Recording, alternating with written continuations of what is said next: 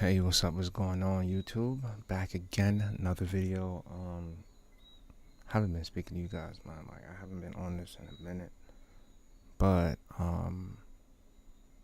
let's talk. Let's talk. So this is some news coming out of Detroit. You know, it was last month that this crime was committed. You can see what's her name.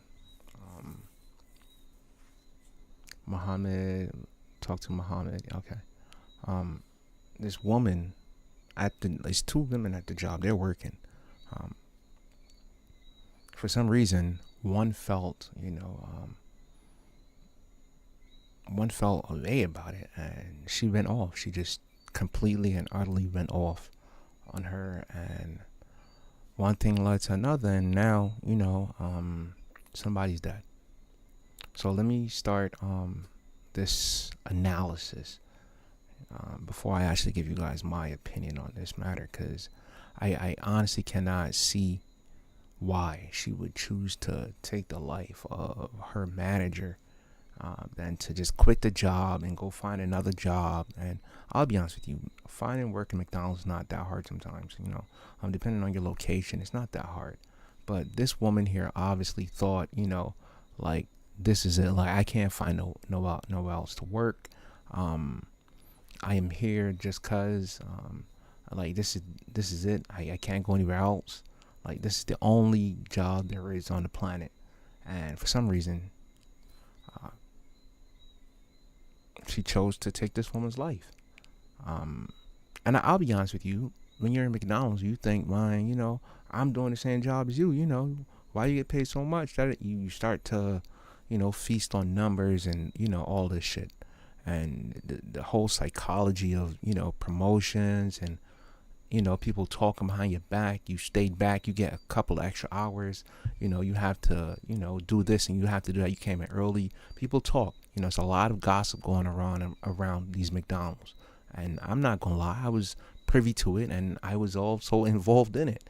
So from my experience, it should be, it should mean something. So today, Eastpointe woman, McDonald's worker accused of stabbing a manager to death, appeared in court here. Why? Attorney, competency evaluation complete, but no report yet. Okay, so Eastpointe, Michigan.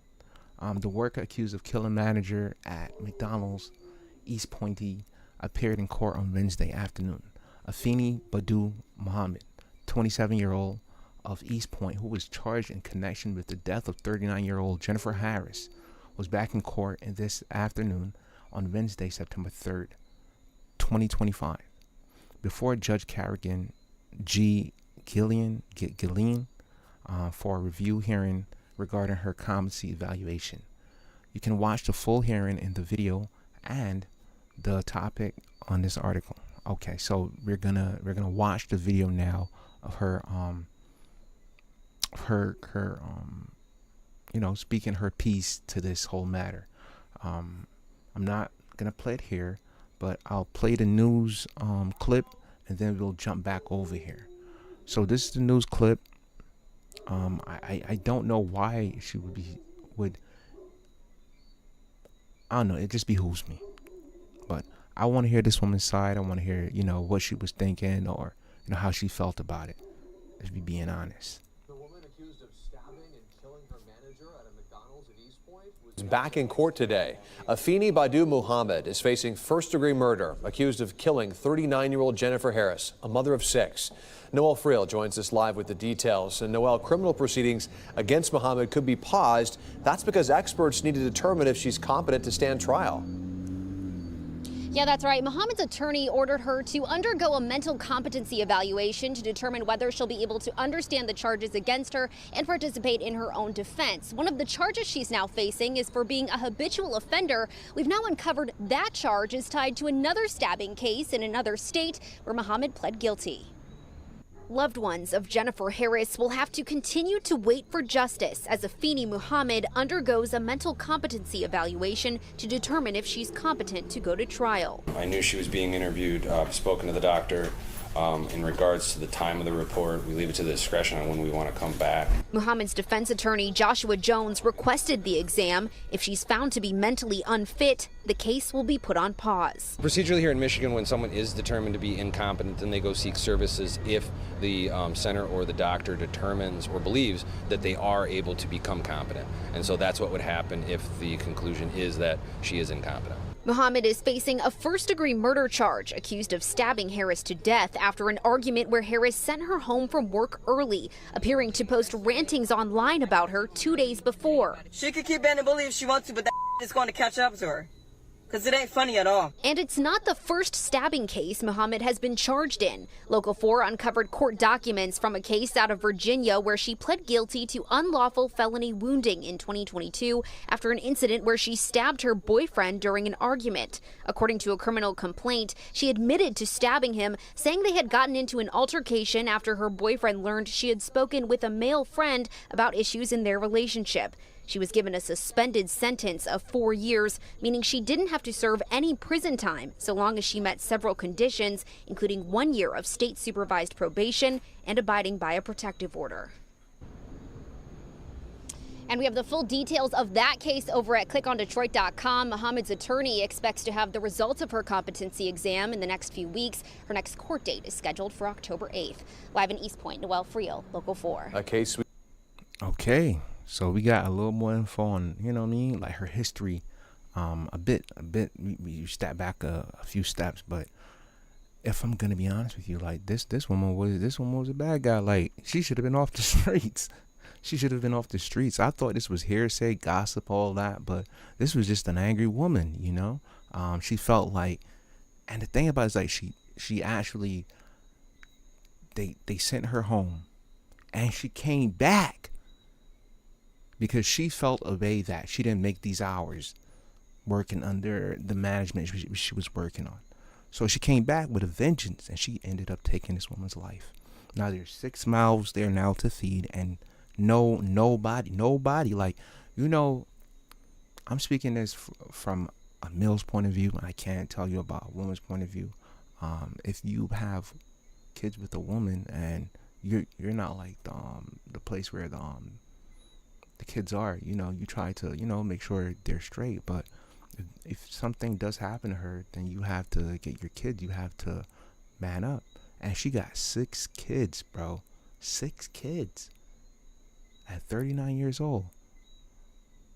Those are little, if they're not at least 20 or they can't be no older than 20, bro. And it's just sad, man. It's just sad.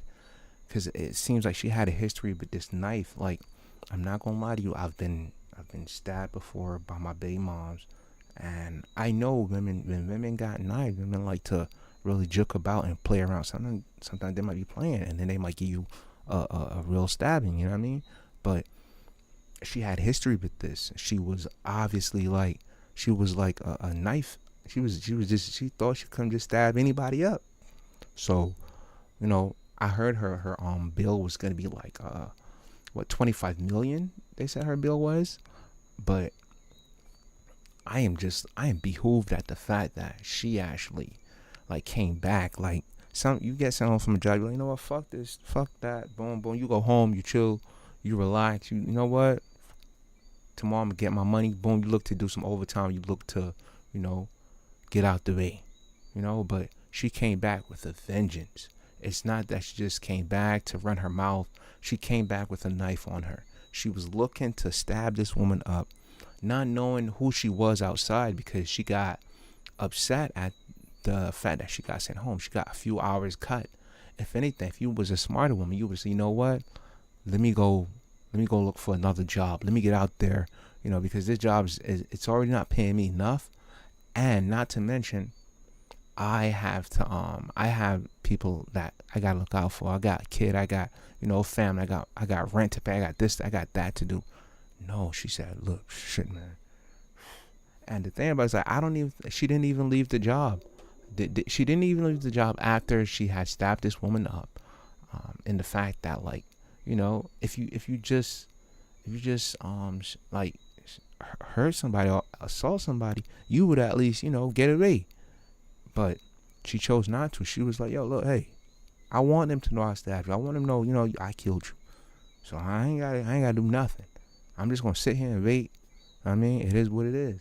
But I'm just surprised, like, she can actually do that and just walk up like nothing happened, like nothing happened. Sit there and act like nothing happened, because I'm just like amazed and I'm shocked. Because usually if I did something wrong, I know I did something wrong, I gotta get out there. I'm not sticking around. But you just took this woman's life. That's crazy, you know. And the thing about it is, like, it wasn't even about the money to you. It was just about her being a bully to you. You know, you gotta overlook these things. You know, you gotta say to yourself, look, hey, you fucked my money up. I can't play with you. I gotta do what I gotta do. I'm not trying to be friendly with you. I'm not trying to, you know, play around with you. And of course, yes, you're gonna get mad at, you know, probably she cut your hours, and, you know, maybe you might have to work on the day she's working, and she might be a manager for that day. But just check it out. It's 8 hours, 7:30 hours at best. McDonald's don't give you an hour break. They give you a half an hour break, I believe. So my thing is, why would it dwell on your heart so much to just, you know, take this woman's life? But that's not on you. That's something you chose to do. You didn't go home and talk to your homegirl. And the thing about it is, like, I know this for a fact, because at any jobs, you gotta have friends. So if she cut your job, she cut your time one shift, somebody else she probably cut time on too, if they have issue with her. If it's a repetitive thing, you should have said to yourself, look, hey, you do this all the time. I know what you're about. So I'm just gonna play my cards right. Probably, if I have to, switch my shifts. If you don't have a kid, you can switch your shift if you need to, you know. But based off the way you was feeling about it, I could see, like, you was just about you. You thought this was just it was a gender war to you, because you felt like she didn't have the power to do this and she didn't have the power to do that. You could say, you know what, I'll deal with this mentally rather than physically. But you chose to put your hand out there and say, you know what, I gotta stab you up for this, because, you know, boom. And the thing about it is, like, when we tell y'all, like, yo, sis, I can't fuck with you, you know, I let you slide, but you stabbed me. You might have played around with a knife at me or something like that. I don't want to deal with you. You got to take that seriously. Just like some men will play around with a woman and beat her and, you know what I mean, stab her. It's like, and, you know, you joking, you might be faking or playing, but push comes to shove, you slice her. That's it. That is it. Ain't no sense in you running away or anything, because you were there. And the thing was, like, they have cameras everywhere. So trust me, I know in McDonald's they gotta have cameras everywhere. So this is gonna come out on video when the after everything is said and done. This is gonna come out on video how you assaulted this woman, how you took this woman's life, and it's just sad at the end of the day, because you gained nothing from that, and you thought you just stabbing people up would mean something. What does it mean? You're not at war. You don't have to kill nobody. Just move the fuck on. Move on with your life. Don't sit there and ponder, oh man, like, this bitch been acting weird with me and all this. Come on now, sis. You needed to calm down, reevaluate yourself. You and that knife you bought. You know, you needed to reevaluate yourself. But left it up in God's hands, and this is where you end up. Now you gotta face the toll of seeing that this is way more than what a Big Mac not being sent, or, you know, you feeling the way because she was because she shorted you on some time, and y'all wasn't friends at the job. All that goes on. Yes, it goes on. But you gotta understand, you gotta say to yourself, yo, in this moment in time, I should not be at this place. I need to leave around you. You aren't good to me. You don't enjoy the fruits of my labor. You don't take me seriously. You think I'm you think I'm playing with you. So Instead of me putting myself in trouble, let me leave. Let me go home. Let me reevaluate myself. But like you did, you took that woman's life. Afeni, I had some hope for you, but nah, you just want to be. And the thing is, like, these women think that, you know, they think that they're not. They sometimes, I'll be honest with you, these women think that they're men. You know, like, boom, a woman shouldn't have to strike you with anger. No, she shouldn't have to. Sometimes the most powerful thing you can do. Anyway, yeah, I'm gonna wrap this up right here. Hopefully we'll be back. We'll talk some more. But till then, stay safe.